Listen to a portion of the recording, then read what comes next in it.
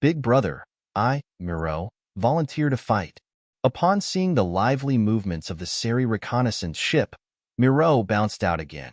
Why did you call for a retreat before, and now you wish to fight? Asked Moro in a casual tone. Big brother, previously, we didn't know their true strength. But now, they are merely a late-stage level 1 civilization. I, Miro, can easily wipe them out? Unmoved, Moro questioned, how can you be sure that their so-called defense system is real and not just a facade for others to see? Well, Miro's eyes darted around, apparently in thought. Shaking his head, Moro continued, just now, all enemy warships increased their speed to 35 nanogs. Increasing their speed to 35 nanogs, what do they mean by that? It's obviously due to the spaceship outside the 5th star. Confidently, Moro stated, wormholes only show gravitational fluctuations just before arrival. From our appearance to the end, it doesn't take much time at all. The enemy certainly didn't have time to arrange in advance, so the spaceship outside the 5th star must be a regular mission spaceship, not a fake one to deceive us. Now, the enemy's spaceship speed has increased. They obviously realize this issue and can't continue to pretend to be a level 0 civilization. They can only act like a mid-stage level 1 civilization. Scratching his antennae, Miro then said, Big brother, could it be that we are overthinking? Maybe they are truly just a late-stage level 1 civilization? Do you think this is child's play? Enraged, Moro said, in warfare, a slight misstep can cause harm to the civilization behind us. If we're not careful, do you want to be the criminal of our Glen people? Miro was immediately silenced by fear. Although ambitious, his loyalty to Glen was genuine. Seeing his younger brother seem discouraged, Moro couldn't bear it, shook his head, and said, but don't worry too much. I have a way to find out if they really are a level 2 civilization. Big brother, what's the plan? 1. Previously, we eliminated 2 civilizations. The first one was somewhat challenging, but the second had no defenses at all. It was effortlessly explored and subsequently destroyed. Moro smirked, saying, who said we're here to destroy them? Isn't that the point? Miro asked, perplexed. Heh, we're a fleet from the Universe Federation, exploring outer space for emerging civilizations. We come with peaceful intentions. At the Shadow base. Great, they finally replied. After 20 days, they had received a message, and it was from Zhang Tao's team. Quickly, get it translated. Let's see what they've said. Yes, sir. It took more than an hour to translate the message, but they finally understood the content. The initial information was basic, mostly describing the condition of the moon, but the final part was thought-provoking. Zhao Yu, drowning in debauchery, reveling before death. Suspecting alien mothership, soon to be repaired. Colonel Chu frowned, promptly calling everyone for a meeting. The message from Chan Zhao's team says that Zhao Yu seems to have been drowning his sorrows in Moon P City recently, behaving very eccentrically. They suspect that the alien mothership is about to be repaired. What? Everyone was taken aback. If the alien mothership is repaired, will they still promote Earth technology? Certainly not. They will leave behind a weapon capable of destroying the planet before they leave. The cosmos operates under the dark forest theory, as revealed by Zhao Yu. Regardless of his position, this fact stands. The aliens on the moon have no reason to show mercy to Earth. Before they leave, they'll certainly do what they should have done but haven't: destroy Earth civilization. What should we do? Earth Federation, upon receiving Zhang Tao's message, plunged back into panic. Emergency plans were quickly enacted. Has the Moro fleet near the wormhole made a move yet? No. It's been 24 days since they appeared, and they still haven't moved. But the reconnaissance ship outside the Mars orbital defense line hasn't returned either. It's moving back and forth along the orbit, as if it's calculating something. Zhao Yu rubbed his temples, continuously pondering. He was quite confident that the enemy would be deterred and wouldn't act recklessly for the time being. But nothing was certain in situations like this. Record the trajectory of their reconnaissance ship. Input all data for analysis. Yes, huh? Suddenly, Uncle Da's eyebrows raised. His eyes slightly closed as if he was occupied with something elsewhere. Zhao Yu immediately tensed up. Could it be that the alien fleet had reached the first defense line? After a long time, Uncle Da opened his eyes and said, "Commander, we've received a message. It's a message from the Moro fleet." "What's the message?" "A binary demonstration method and a corresponding code. It allows us to translate the messages they send using mathematical methods." Uncle Da waved his hand casually, and a multitude of images appeared before him, each with a long string of binary numbers beneath. The items in the images were all common, including everyday objects and aliens' bodies. The binary nature is clear. When it reaches 2, it becomes 1. This mathematical rule can facilitate simple communication between two civilizations. The canopy outside Blue Star received over 100,000 images and their corresponding codes. In addition to this language of communication, there's contained information. What did they say? Zhao Yu asked anxiously. Uncle Da looked puzzled and said, "The Moro fleet says that they're a fleet from the Universe Federation searching for emerging civilizations." The Universe Federation's headquarters are located in the first spiral arm of the Milky Way. 77 civilizations have joined to form the Universe Federation. The Universe Federation welcomes and tolerates all emerging civilizations. The Federation advocates equality, mutual cooperation, and kindness.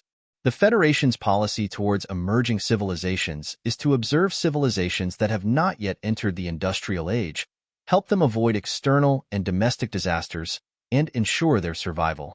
They make diplomatic contact with civilizations that have made initial forays into space. They say that their visit to the solar system is on behalf of the Universe Federation and it's a first contact with good intentions. In addition to this, the information also includes the origins of the 77 civilizations when they were first discovered. Among these 77 civilizations, there are strong and weak ones. Some joined the Federation immediately, while others were hostile at first but eventually persuaded to join. Other than that, there's also a federal law in the message. It details the rules for any fleet in the Federation to discover a new civilization during an exploration in space. Additionally, there's a set of Federation laws in the information that detail the regulations for any Federation fleet when discovering new civilizations. The rules state, no fleet may wantonly destroy, plunder resources, or people without the native civilization's consent.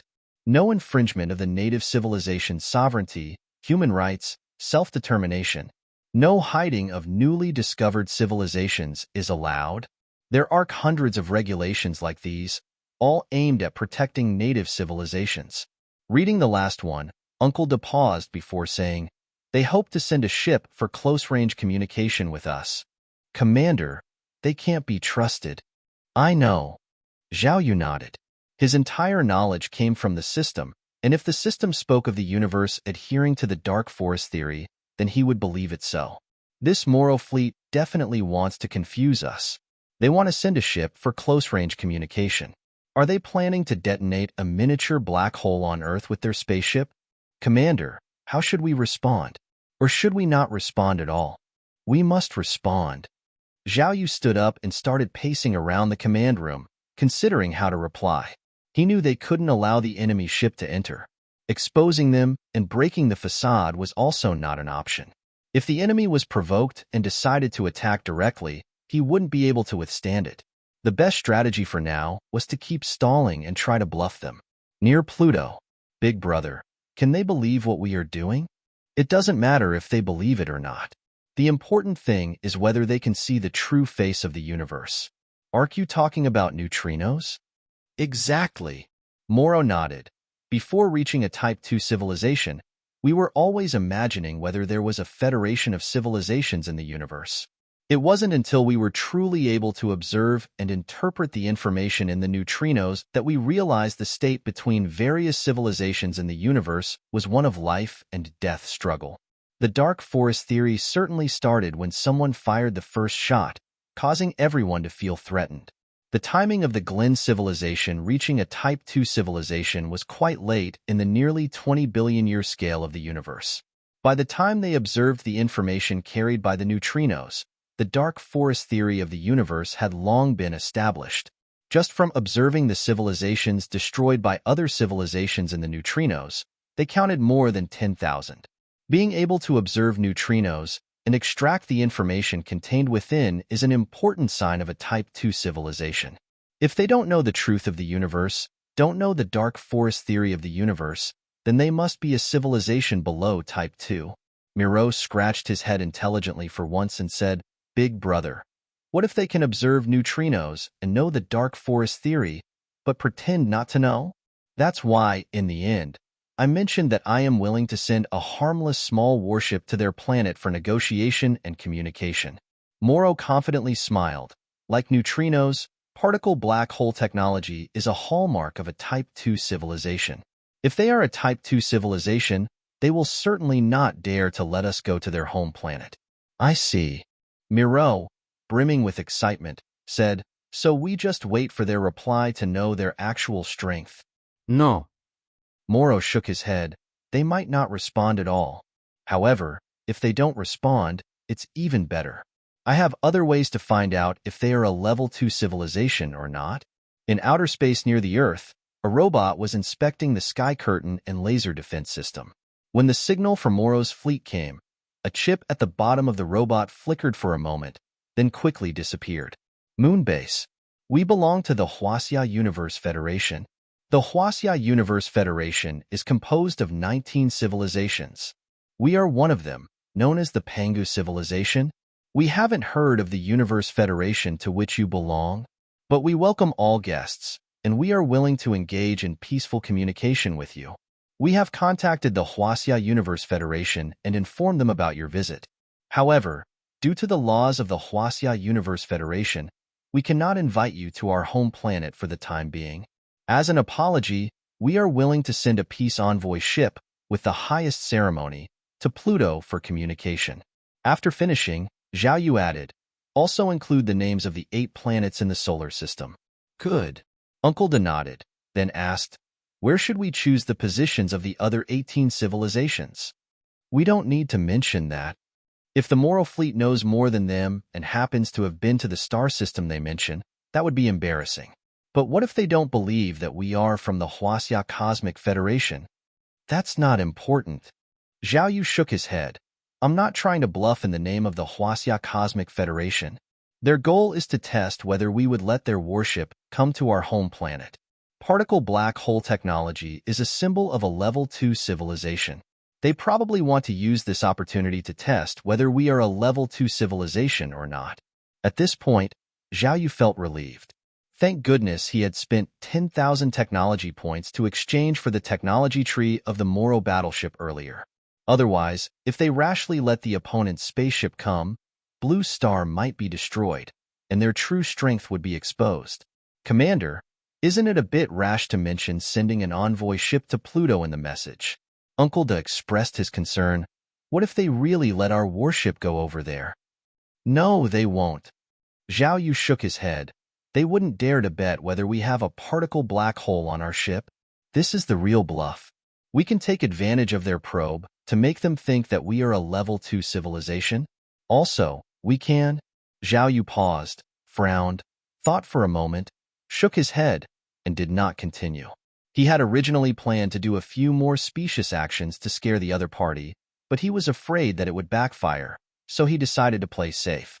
After the message was edited, Zhao Yu looked it over carefully, made sure there was no problem, and then let Uncle Da send it. The Moro fleet is about 7 billion kilometers away from here, and it will take 6.5 hours for the message to reach them at the speed of light. Zhao Yu thought for a moment, then asked, "Uncle Da, what technologies do we have that we can trade back?" "We only have 2nd-generation nuclear fusion, 3rd-generation nuclear fusion, and the Hall thruster, which can return a total of 16,000 technology points." Zhao Yu summoned the system panel. Base, Level 1. Experience, 73800/100000. Technology points, 9,121.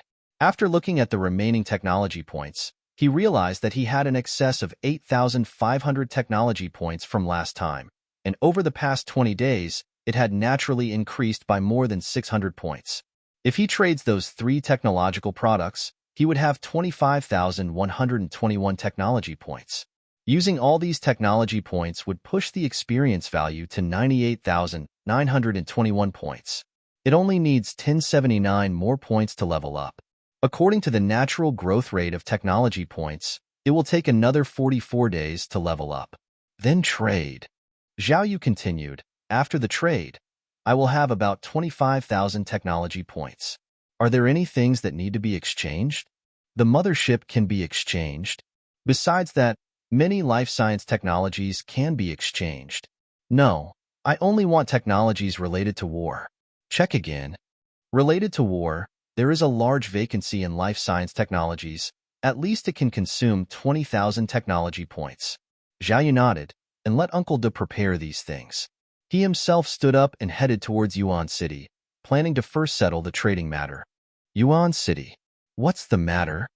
Zhang Tao wiped the sweat off his forehead, fearful of being noticed. He had climbed the stairs to the 30th floor without daring to use the beam ladder. Zhao Yu wants to trade the second and third generation nuclear fusion power stations with us. Chun Xiao got straight to the point. What? Zhang Tao was taken aback. Really? That's right. Chen Xiao nodded. The engineering robots for installing the nuclear power stations are already in place and have started working. What do they mean? Zhang Tao asked in confusion. Could it be that they want to accelerate technological advancement? Probably not. Zhuge Tao shook his head. If that was the case, they should be trading with Earth, not with us. Yuan City was home to residents with humanities backgrounds. Even if they had the second and third generation nuclear fusion power stations, they wouldn't be able to decipher them. Chun Xiao nodded and spoke. I do have a guess. I suspect that this might be a decision made by Zhao Yu himself.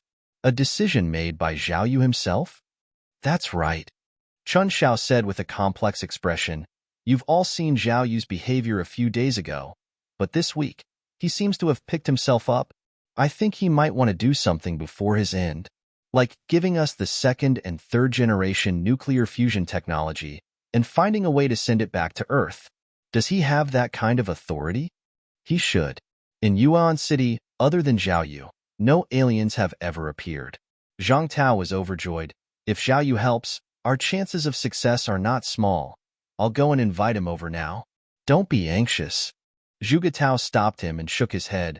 Zhao Yu is at D level with high authority, and he should be under quite a lot of restrictions. He might have chips or something inside his body monitoring him. So, about this matter, it's enough for us to know and for him to be aware. It absolutely cannot be spoken out loud. Chen Xiao nodded and said, My idea is to first send the news back to Blue Star and wait for the nuclear experts there to study it. Then we'll see what we need to do to help them. Near Pluto, Captain Mara, the other party, has replied. What did he say? They said that they are members of the Huaxia Universe Federation. There are a total of 19 civilizations.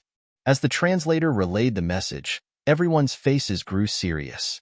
Big brother, let's get out of here. They have 19 civilizations. Moreau was quick to panic. As soon as the translator finished, he couldn't help but voice his fears. The other team leaders nearby were holding back their laughs. Moro saw the reactions and promptly slapped Miro. Fool, they have 19 civilizations. We have 77? Ah? Miro was puzzled, holding his face. We have 77 civilizations? Moro sighed.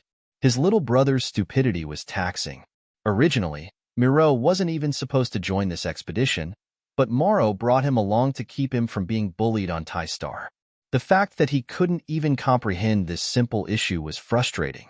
Moro didn't bother explaining. He pointed to a red-clothed team leader and said, You explain. The red-clothed team leader stepped forward and explained, They're probably a level 2 civilization.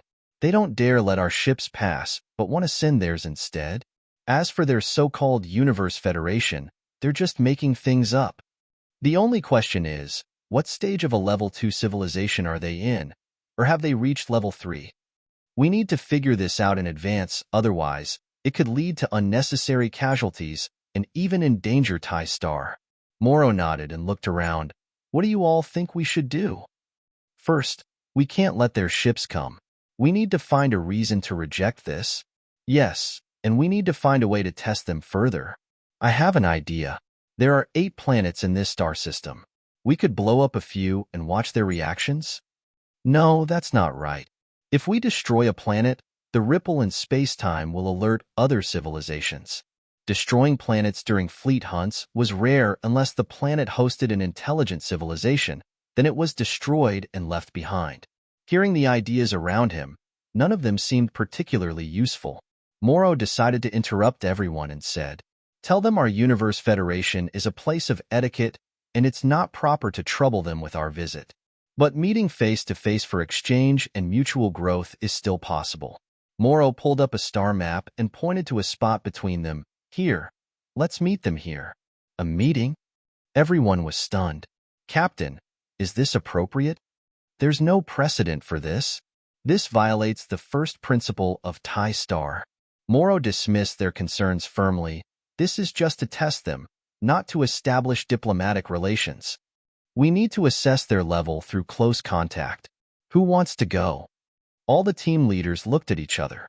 Heading out alone to negotiate with the enemy was dangerous. A misstep could mean death, and dying before the battle even started felt pointless. "Big brother, I volunteer." Miro once again offered himself for the mission.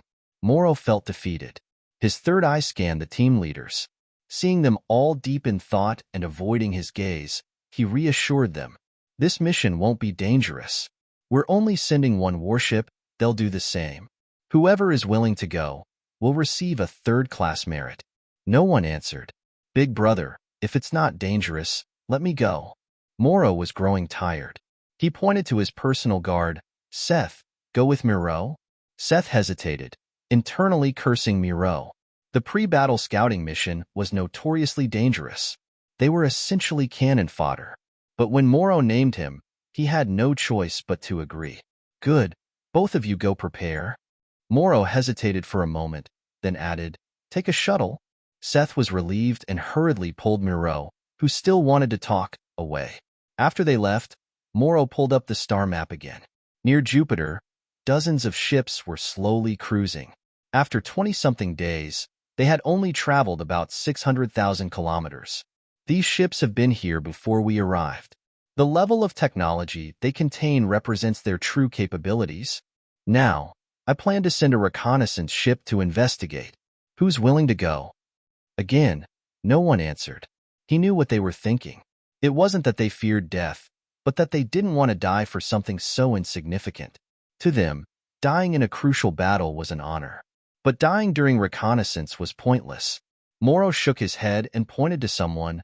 The ship near the 5th star wasn't deliberately placed by the enemy, so it definitely reflects the enemy's real capabilities. "If you can bring back valuable intelligence, I'll count it as a second-class merit. Let's go, let's go." As soon as he left the command room, Miro hurriedly wanted to board the shuttle. Seth quickly stopped him. "Miro, we need to prepare." "Prepare for what?" "Naturally, we need to prepare the data we'll need for the exchange." Miro smirked, arrogantly saying, "I don't need to prepare. All the knowledge is in my head." "Indeed, young Master Miro, you're a genius." Seth obviously had dealt with Miro quite often and knew his nature. He flattered him a bit and then said, "But this mission has a third-class merit attached to it. If we prepare thoroughly and probe their secrets, we might be able to secure victory. Then, both of us will surely make history." Upon hearing this, a smile appeared on Miro's face, but he still acted aloof. "I don't need to prepare, but your knowledge is lacking. You should go prepare." "All right."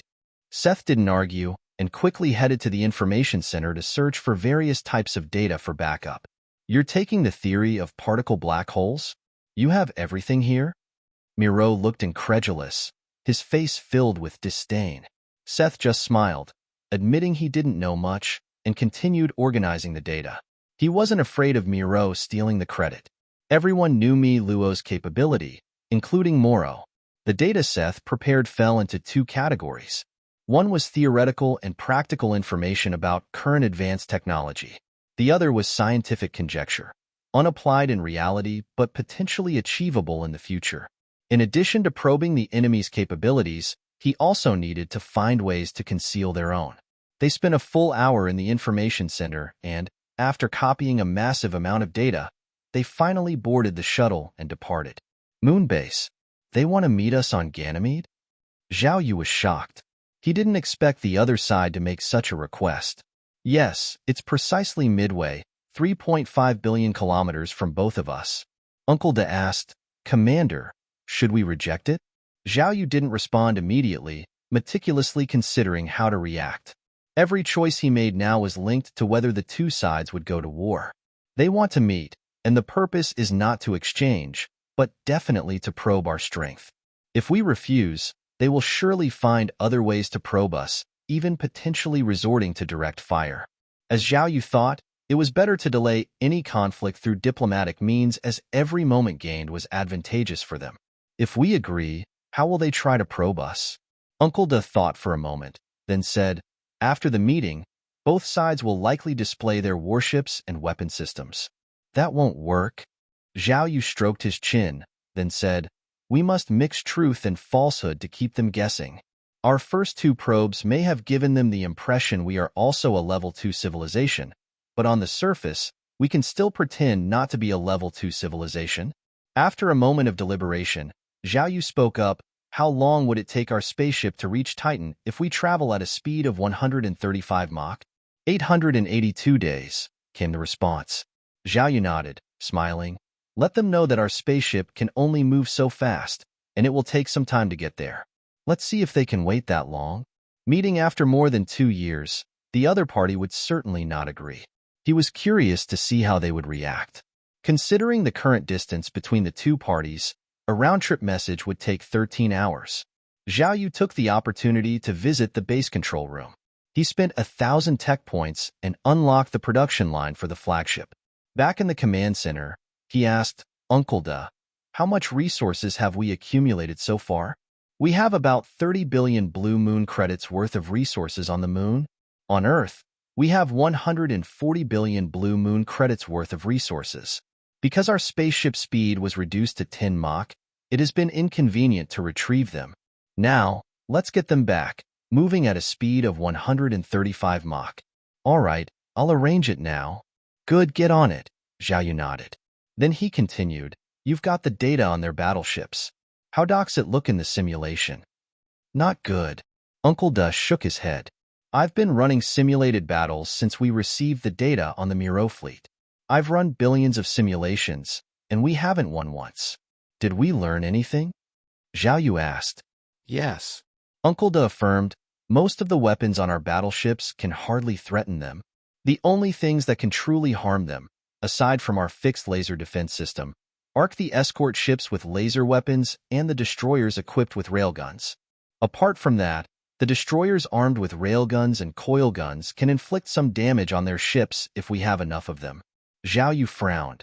And the other battleships equipped with large weapons are useless? Pretty much. Uncle Da shook his head. Those large weapons are good against stationary targets, but it's much harder to hit their agile fleet. On the contrary, in the simulation, their large weapons often caused us huge casualties. In the simulation, how long can we hold out at most? 80 days. How is that possible? By mass-producing bases for the laser defense system and deploying them to the 12 bases at the first defense line. Then, producing large numbers of escort ships and destroyers for replacement.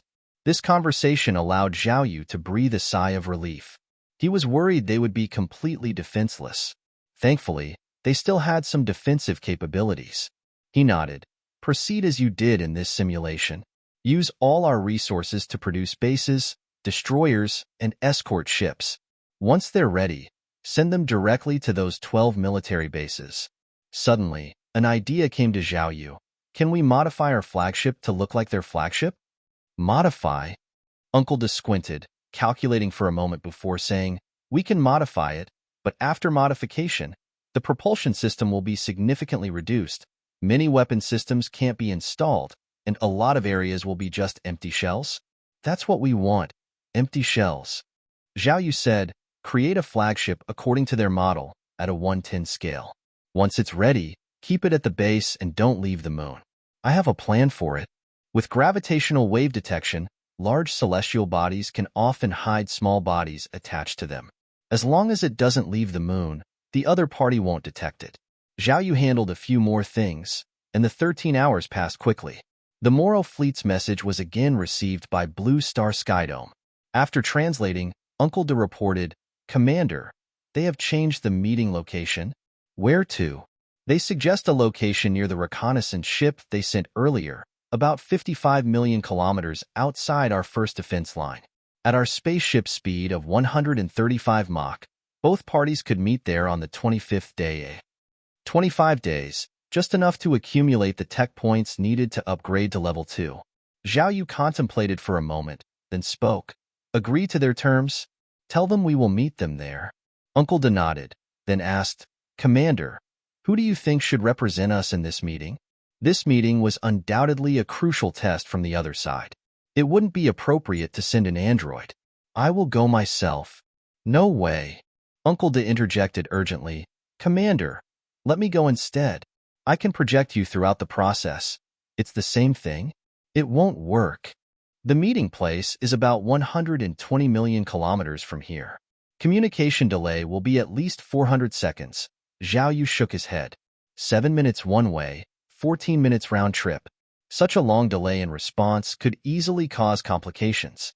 If the other side is aggressive and feels disrespected, they might lash out and there would be no room for delay. But it's not acceptable, Commander. What about sending Li Zongheng or me? Although androids ultimately have a robotic core, they are very human-like.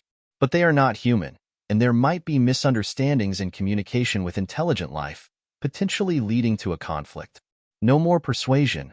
I've made up my mind. This is something only I can do. Commander, this is too risky. You are the core of the base. If you die, no more talk.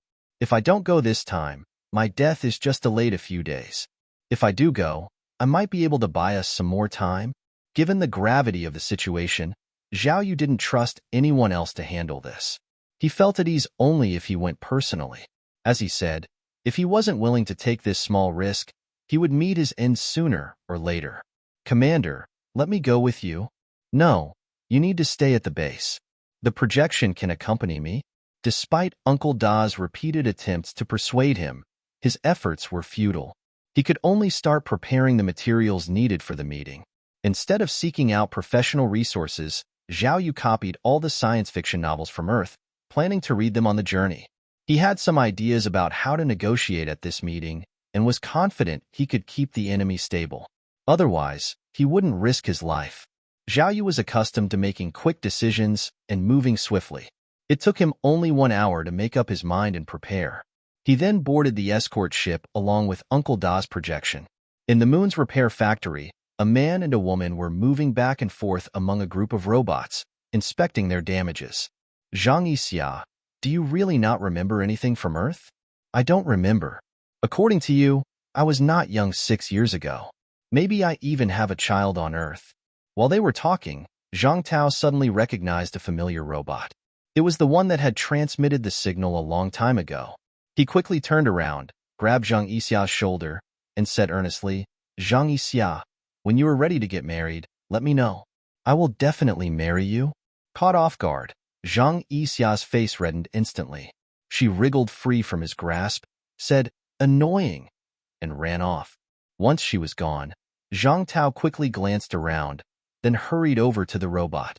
Pretending to examine it, he swiftly removed the chip he'd previously implanted and replaced it with a new one from his belt. After doing all of this, he continued his work, joking with Zhang Yixia while keeping an eye out for any returning robots that might bear chips.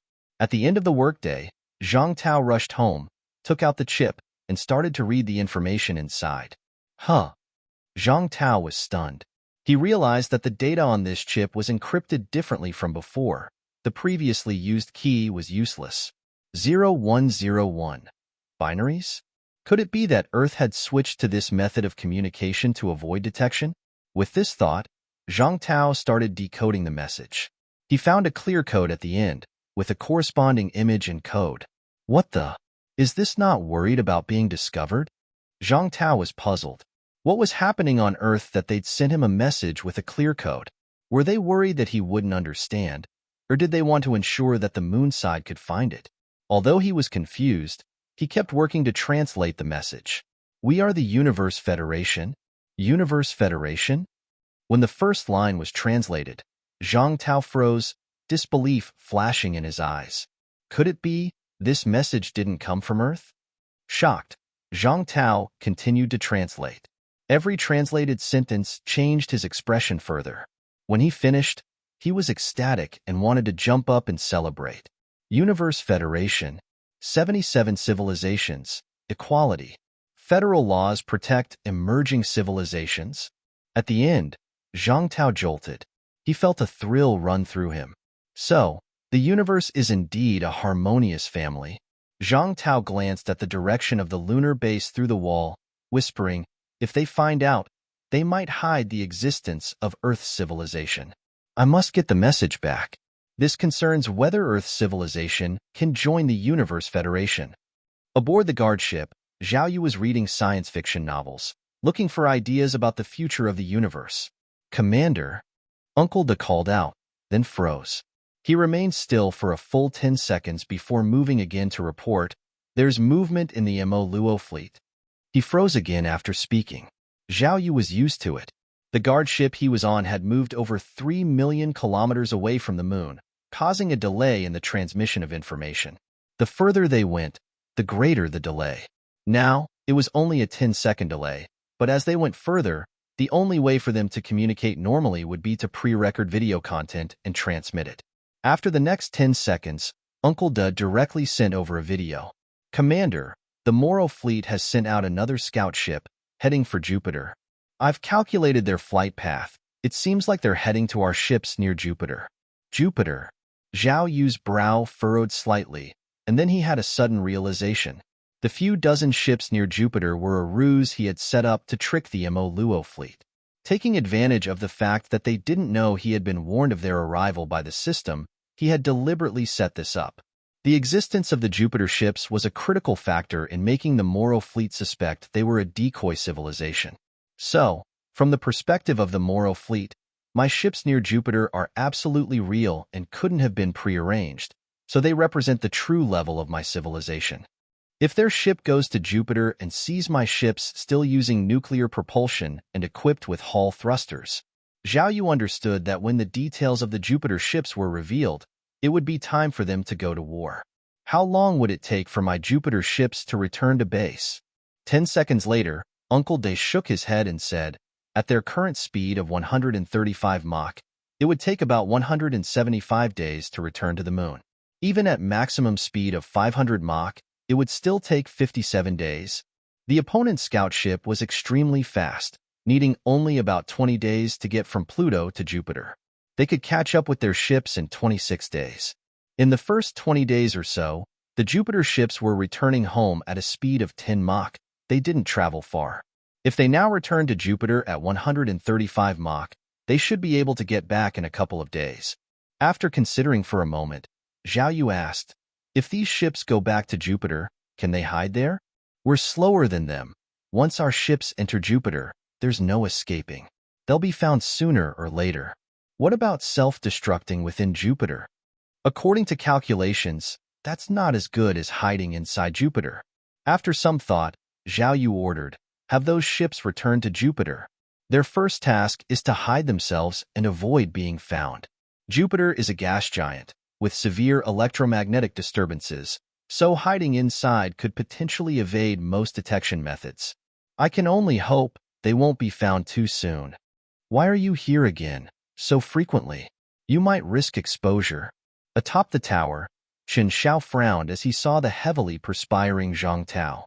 Important intel. Zhang Tao took a moment to catch his breath before he began to recount the information he'd decoded. As he spoke, the expressions of Chen Xiao and Zhuge Tao beside him constantly changed, their faces barely concealing their astonishment.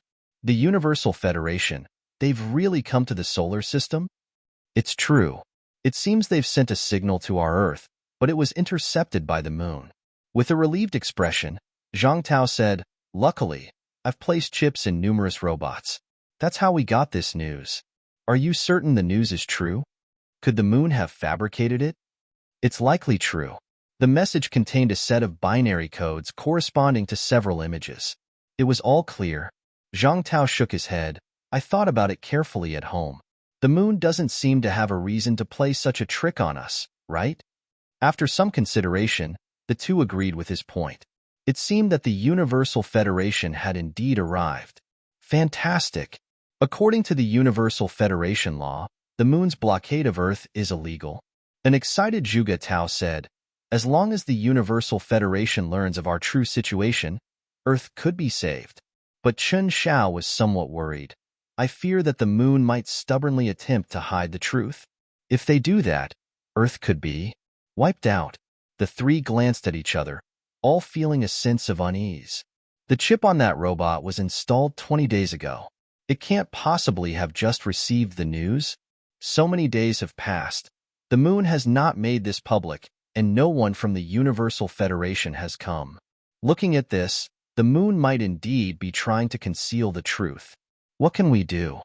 Zhang Tao looked down at a spaceship parked near the city lord's mansion and had an idea. Didn't Zhao Yu trade for a bunch of weapons? What if we use these weapons to break the sky dome in outer space? Could we then send a message to the Universal Federation? No. Chen Xiao shook his head. Since we obtained the weapons, I've been ceaselessly simulating, looking for an opportunity to act.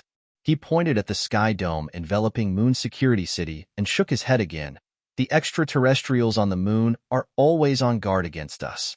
Apart from this city's defense system, there's another one covering the entire outer space of the moon. It's not something we can break through. That's right. Zhuge Tao nodded and said, if they dare to sell us weapons, they are naturally not afraid of us causing trouble. Besides, I've checked, there's no star-destroying cannon among those weapons. This suggests that they are confident they can control the weapons sold to us. They aren't certain about the star-destroying cannon, which is why they didn't sell it to us. He turned to Zhang Tao and asked, you're the only one who can leave Yuan Security City. Do you have any way to go into outer space and send a message beyond the sky protective shield? I can't. Zhang Tao shook his head. Even though I can leave Yuan Security City, I can only move around on the ground. What if we try to gamble? Chen Xiao proposed, a spark in his eyes. No, their spaceships have security clearance. Even if I managed to seize one, I wouldn't be able to operate it. Moreover, an owl called Butler controls the entire base. After much deliberation, the three could not find a way to break the blockade and send a signal to the Universal Federation. Chen Xiao pursed his lips and said, it seems that the only plan for now is to get the message back to Earth and have them figure out a way. Yes, compared to Earth, breaking the blockade here is more difficult. Zhuge Tao agreed. Federal law restricts us. Once we break through the blockade and the Universal Federation sees us, the aliens on the moon will not dare harm us. So, once we send the message back to Earth, all the weapons there, including nuclear ones, can be used. The three were somewhat excited. Since the arrival of the aliens on the moon over 100 days ago, Earth had essentially been in a state of having weapons but not daring to use them or fight. Now, they could finally lift this seal. But, can our nuclear weapons break through their laser defense system? I don't know. Zhang Tao shook his head and said, no matter what, I'll send the message back first. Yes, it's best to make several copies of the information and install it on multiple robots. This will increase the chance of getting the message back sooner. I understand. Once their discussion ended, the three dispersed, their hearts filled with hope. If Earth joins the Universal Federation, it will make it 78 civilizations. At the first defense line in Mars orbit, the 8th military base. Zhao Yu sat in a frigate, bidding his final farewell to Uncle Da. Commander, once we cross this line, I won't be able to communicate with you. Outside the defense line, their communication was likely to be intercepted. Therefore, Zhao Yu decided to shut down communication with the moon once they crossed the line. I know. I'm counting on you to look after the base. Zhao Yu nodded. He had spent the last 13 days mostly reading various types of science fiction novels, so he was more confident about negotiations. Uncle Da choked up and said, Commander, if you die, I swear I will avenge you. Avenge? Zhao Yu smiled. How could a robot understand vengeance? But he didn't reveal this and nodded. All right, if I die, you avenge me. And if you get the chance, help me understand the truth of the universe. The universe is vast. even traveling at the speed of light, it would take billions of years to cross. And the most terrifying thing is that the universe is still expanding, and it's expanding faster than the speed of light. The speed of light is only 300,000 kilometers per second, but the universe expands at a rate of 680,000 kilometers per second, more than twice as fast. Even if we could chase at the speed of light, we couldn't keep up with the expansion of the universe. And now, our most advanced technological product, a small shuttle equipped with a Hall thruster, has a maximum speed limit of only 338 kilometers per second, 1,000 times slower than the speed of light. Even for the Moro fleet of a mid to late stage 2 civilization, the maximum speed of a standard spaceship is only 3,300 kilometers per second, 100 times less than the speed of light. All right, as long as I'm alive, I'll find out the truth about the universe, Uncle De said firmly. Hearing him say this, Zhao Yu felt greatly relieved. He was human and would eventually die. But Uncle De was different. He was a robot, or rather, an intelligent AL from the current human perspective. He seemed capable of living forever, perhaps even discovering the truth of the universe. Enough, don't look so sad, I'll be fine. Seeing Uncle De so heartbroken, Zhao Yu hurriedly comforted him. Then he got into the frigate and left the first defense line. On the escort ship, aside from Zhao Yu, there were over a dozen robots responsible for piloting the spaceship. Standing by the rear window of the spaceship, Zhao Yu watched as their defensive line receded into the distance. A tinge of regret crept into his heart. Perhaps he had acted too hastily. Yet, he quickly shook his head, casting aside such distracting thoughts. Only I can handle this. If I don't go, war is inevitable. If I go, there's a slim chance of survival. Besides, this escort ship has a laser defense system. It should hold up for at least 3 minutes. His current journey was not entirely defenseless. The ship's laser defense system was capable of fending off some attacks. In addition, he had agreed on an escape route with Uncle De. After both sides negotiated, as long as his ship made the corresponding maneuvers, all base points facing them in the first defensive line would unleash their strongest laser beams. Given the changes in time and position, they would create a safe passage for him to withdraw. The only thing he needed to do was endure for 3 minutes. By then, the dense laser beams from the first defense line would arrive. Zhao Yu lingered at the stern for a long while. When the first defense line was no longer visible to the naked eye, he finally left and returned to the control room. The entire forward route had been preset by Uncle De and was managed by the robots. There was no need for Zhao Yu to worry. Also, the translation system for communicating with the aliens was all set. Zhao Yu only needed to speak, and it would automatically be translated and transmitted. On the widescreen at the top of the control room, a countdown was displayed. It showed the time until the rendezvous with the scouting ship from the Moro fleet. 12 days remained. 12 days left to prepare. Zhao Yu left the control room and went to the reading room, resuming his reading of the science fiction novel. Earthshadow Base. We've received news from Yuan City again. Chen Xiao reports that Zhao Yu has traded both the second and third generation nuclear fusion technologies with them. What? The council members were shocked. After discussing with the wise men present, they arrived at a conclusion. The aliens on the moon are about to leave, and our planet is facing destruction. Zhao Yu is trying to save himself, so he's helping Yuan City within his power. So, Zhao Yu hopes that we can find a way to counter the aliens by studying the second and third generation nuclear fusion technologies. Right now, we should urgently gather nuclear experts to ask how they can acquire the key technology under these circumstances. The most important thing is to get the vital information related to nuclear fusion back here through people like Chan Xiao who aren't experts. 12 days later, the escort ship carrying Zhao Yu arrived at its destination. A vast and silent expanse of space. At a distance of 150,000 kilometers, the shuttle carrying Milo and Seth had also stopped. The scanning devices on both ships had detected each other. This distance is the furthest at which real-time messages can be exchanged. For their first encounter, both sides kept a safe distance. Ding ding. Inside the control room, the communication system sounded an alert. The automatic translation program synchronously projected the incoming message onto the screen. Greetings, Panga Civilization. We are from the Glen civilization. Zhao Yu moved closer to the microphone and responded clearly and articulately. His reply was naturally edited by the translation program and sent out. 150,000 kilometers away, on the shuttle, Milo was in the command room looking at the results displayed by the scanner. The propulsion system on the other ship is a fusion of nuclear and electromagnetic technologies, characteristic of late-stage Type 1 civilizations. Moreau directly said, "Ask them what's going on. Why is their ship only at this level?" Seth beside him wasn't in a hurry, allowing Milo to give orders. A moment later, a translated message appeared. "This is the most advanced ship we have." Nonsense.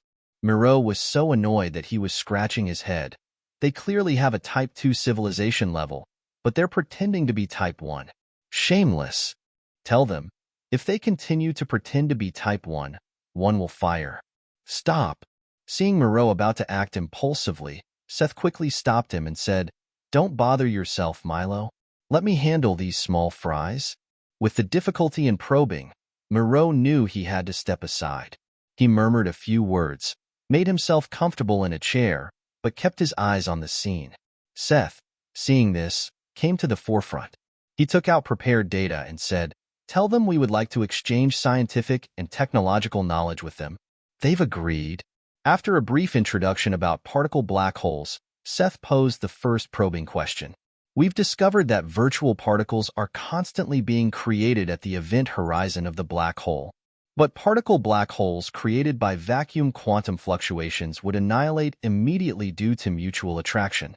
However, if we separate a particle and drive it into the third rotation zone with light cones, a tiny antimatter universe would be formed. We're wondering what would happen if we push an antiparticle with a negative baryon number into the fourth rotation zone." These questions, painstakingly selected from Seth's intense study of particle black holes over several days, were intended to probe the other side. Soon after, a message came back. "I'm sorry, but as a foreign affairs officer, I can't understand such profound things." A moment later, the news came back. "I'm sorry, I'm just an external affairs personnel. I don't understand such profound things." Seth was stunned. He looked at the thick stack of data in his hand, feeling like his efforts had gone in vain. But soon, another message came. "However, I would suggest being careful when experimenting with particle black holes. They're unstable and reportedly prone to explosion in the third state." Seth's eyes widened.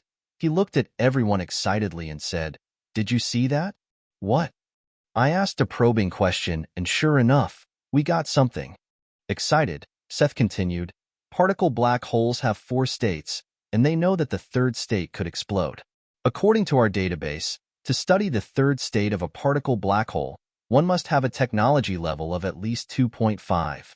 After figuring out how to communicate, Seth simplified the professional terms, using language that the public could understand. No matter what he asked, Zhao Yu's responses exceeded his expectations. Even the principles and effects of their most cutting-edge technology were touched upon in Zhao Yu's responses. The more they talked, the more nervous Seth became. "We're in trouble. Their tech level is definitely not lower than ours. If we keep asking, we're going to expose our secrets." Seth knew he had messed up. If their secrets were revealed, they would be hunted down, not the other way around. In this critical moment, he suddenly said, "Quick, bring me the documents on my desk in my room." Those were scientific conjectures, which he thought he wouldn't need. But now, he had to bluff with them. Only in this way could they make the other side believe that their tech level was higher than 2.75, and possibly even reaching 3.0. "We too are foreign affairs personnel and aren't familiar with these specialized subjects. How about we exchange information about our respective universe alliances?" Upon seeing the message from the other side, Zhao Yu let out a small smile, confidently accepting the offer. Before setting off, he had carefully studied the exchange list of the Moro fleet and found a strange detail. Most of the items on the exchange list were weapon technologies, with only a small part devoted to life-sustaining technologies. Notably, there were no entertainment technology products, and even the lifestyle technologies were limited to basic necessities. It seemed as if the people of the Moro fleet spent their everyday lives training with simulators, without any form of entertainment. After careful analysis, Zhao Yu hypothesized that the Moro fleet might have been specifically bred for combat by the Glen civilization. From a young age, they learned only war-related skills, and all other forms of entertainment were denied to them. Given this situation, they might have never read any science fiction novels. So, in a bluffing contest, he might be able to fool them effectively. Soon, another message came through. Our Glen civilization is in a middle-ranking position among the 77 civilizations in the Cosmic Federation, and our technological level is quite limited. I was fortunate enough to visit a place called Seth Civilization once. They have a nanoblade that can cut objects as small as cells, invisible to the naked eye. Even the spaceship I am riding cannot withstand the sharpness of a nanoblade. One swipe, and it would split open. Zhao Yu smiled and did not think too much about it. He switched to text compilation and started typing. After typing a few words, he pressed send. Zhao Yu smiled slightly, didn't give it much thought, switched to text translation, and began typing. After writing a flurry of characters, he hit send. Seth, I didn't expect you to be so imaginative. A nanoblade? You could think of that. Miro surprisingly complimented, at the same time snatching the documents from Seth's hands, saying, "Let me have a go." Seth did not argue, and laughed. Let's see what they have to say about this. The nanoblade, according to scientific conjecture, requires at least a tech level of a 3.0 civilization. Just then, Zhao Yu's message appeared on the screen. Your nanoblades are impressive, but I have also been to the Huaxia Cosmic Alliance. On a visit to a civilization called Ein Merchant, I saw a type of proton weapon. It can unfold a 9-dimensional proton in a 2-dimensional way and modify it through circuit etching. Finally, it upgrades this 2-dimensional proton to 10 dimensions. Wherever it is sent, all particles in that galaxy will be affected, making any real research and application impossible. It is truly a formidable weapon for blocking technology. Proton weapon? Everyone was shocked. Seth couldn't quite believe it.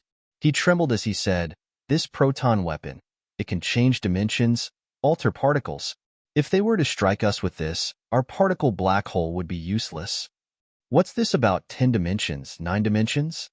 Miro, not understanding these concepts, didn't grasp the frightening power of the proton weapon.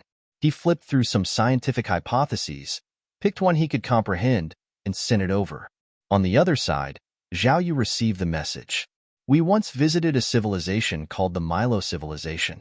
They have a weapon there, capable of colliding antimatter with matter under magnetic constraint, resulting in annihilation. Supposedly, a small amount of antimatter can destroy an entire planet, a larger amount, an entire galaxy. A small amount? Zhao Yu didn't know what that unit of measurement was, but he didn't mind. He began to write his reply, then sent it. Haha, I mentioned the Miro civilization and this devastating antimatter weapon. This will surely scare them. Miro laughed heartily, clearly pleased with himself. Seth, still deeply disturbed by the concept of dimensional changes, took a while to react. Ding ding dash. A message from Zhao Yu arrived. I also visited a civilization called the Zhou Dynasty within the China Universe Alliance. There, I saw the weapon named Water Drop. It's made entirely of a material with strong interactions, with almost zero spacing between the atoms. The atoms are aligned tightly and neatly, making it indestructible. All normal materials seem as fragile as tofu in comparison. Water drop? Zero atom spacing? Seth was shocked once again. How is this possible? Having recently crammed for a science exam, he knew exactly how small an atom was. This Zhou Dynasty civilization was somehow able to alter the arrangement of atoms. A level 3 civilization, at least. But in his mind, this water drop weapon from the Zhou Dynasty civilization didn't seem as impressive as the proton weapon from the previous Yinshang civilization. After all, they didn't even have a shred of hypothesis on dimensionality alteration. Could it be that the Yinshang civilization was a level 4 civilization? Miro, who also failed to comprehend what changing atom arrangement meant, nonchalantly flipped to the next scientific conjecture and continued. Again, in the Miro civilization, we saw a low-volume object that could reach the speed of light. It can convert matter into energy, and the closer it gets to an object with great mass, the greater its own mass becomes. When it collides with a star at the speed of light, its own mass will match that of the star. Upon collision, the star's structure will be completely destroyed, leading to a helium flash explosion powerful enough to destroy an entire star system. After sending the message, Moreau was overjoyed and turned to Seth, saying, "Did you see that?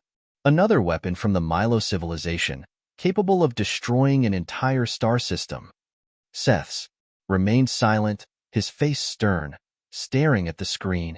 Moments later, Zhao Yu's message came through. "That matter-energy conversion weapon of yours is quite impressive. I once discovered an interesting weapon in a civilization known as the Great Qin within our China Universe Alliance. I wonder, do you have a piece of paper handy? Please pick it up." Moreau and Seth were slightly taken aback, but instinctively picked up a piece of paper and continued to read the screen. There is a weapon named two-way foil. When the two-way foil makes contact with the three-dimensional universe, it can shrink one dimension of three-dimensional space from macroscopic to microscopic, forcing the three-dimensional universe to reduce its dimensions. All surrounding matter will be passively reduced to 2 dimensions at the speed of light.